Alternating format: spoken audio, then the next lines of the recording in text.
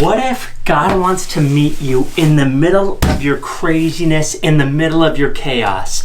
This is Project 52. My name's Danny Ray. That's the question. Here we go. Light it up, light it up, light it up.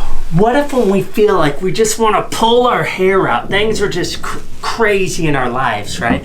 And we go, things are a mess, but what if in the middle of our mess, this is exactly where God wants to meet us when things are just seemingly out of control? And so I want to grab a few cards just to demonstrate this, of how God meets us in the middle of our craziness. No matter how crazy our life might be, no matter how chaotic it might be, God wants to meet us in the middle of our mess. And so I'm gonna grab the spades. We'll leave these ones here, but I want you to think about this. In the middle of this, God wants to say, I want to meet you here, or I want to meet you here.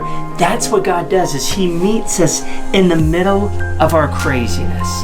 And so I'll leave these here, and let's just take a peek at these ones. You could see how they're all just, mixed up. We have, the 3 over here, the 6 over here, right? But it's in the middle of our craziness that God says, I want to meet you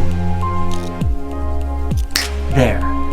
And He wants to give us peace. And He wants to give us hope. And He wants to give us joy. And He wants to remind us that He is for us and that He's with us in the middle of our crazy lives. God hasn't forgotten us. God is with us. And no matter how out of control things might seem, God will bring order.